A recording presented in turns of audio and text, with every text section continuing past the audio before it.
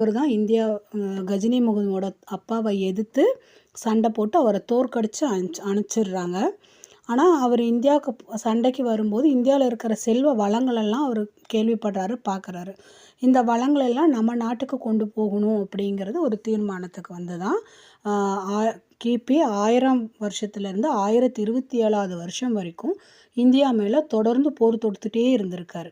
ஆனால் அந்த 17 முறையும் அவர் தோத்தாரா இல்லை ஜெயிச்சாரா அப்படிங்கிறது தான் இதில் இங்கே இருக்கிற ட்விஸ்ட்டு. ஆனால் அவர் 17 முறையும் ஒரு தோக்க கிடையாது. இந்திய அரசர்களை தோற்கடிச்சிருக்காரு. இவரும் ஒரு சில இதில் வந்து தோற்று போயிருக்கிறார். இதில் படிக்கும்போது கஜினி முகமதோட படையெடுப்பை பற்றி தான் சொல்லியிருப்பாங்களே தவிர அதில் அவரை எதிர்த்து போரிட்ட இந்திய அரசர்களோட பெயர்களெல்லாம் இடம்பெற்றிருக்கா அப்படின்னா அது வந்து சந்தேகம்தான். நிறைய பெயர்கள் வந்து நான் படித்த மாதிரி எனக்கு ஞாபகம் இல்லை. இதுவே வந்து நான் கூகுளில் சர்ச் பண்ணி தான் நான் இதை எடுத்தேன். நிறைய மன்னர்கள் வந்து அவரை எதிர்த்து போரிட்டிருக்காங்க. முதல்ல எதிர்த்தவர் வந்து ஜெயபாலர், அப்புறம் அவர் பையன் ஆனந்தபாலன், அப்புறம் சுகபாலன் அப்படிங்கிறவங்க தான் இவர் ரொம்ப எதிர்த்து போரிட்டிருக்கிறாங்க.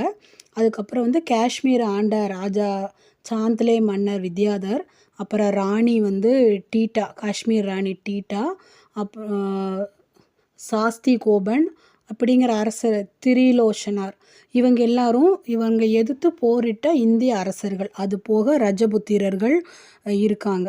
அவங்களும் இவங்களை எதிர்த்து நிறையா போர் புரிஞ்சிருக்காங்க.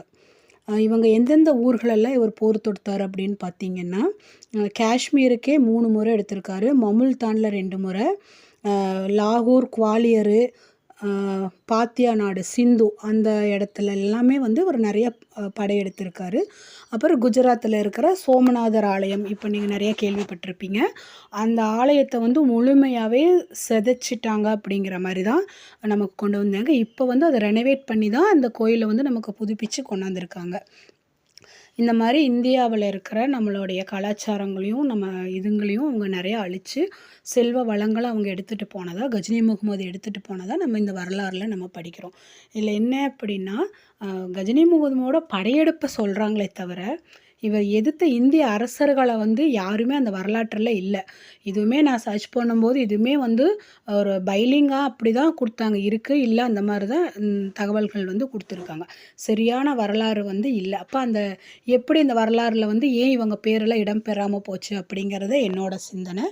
இதை வந்து நம்மளும் தெரிஞ்சுக்கணும். நம்ம வரலாறை வந்து நம்ம தெரிஞ்சுக்கிறது ரொம்ப முக்கியம் இல்லைங்களா? அதுக்காக தான் இது என்னை சிந்திக்க வச்சுது. அதனால் நான் உங்களுக்கு நீங்களும் சிந்திக்கணும், நீங்களும் அதை தெரிஞ்சுக்கணுங்கிறதுக்காக தான் இந்த ஸ்டோரி. இதை எப்படி இருந்துச்சுன்னு எனக்கு சொல்லுங்கள். தேங்க்யூ.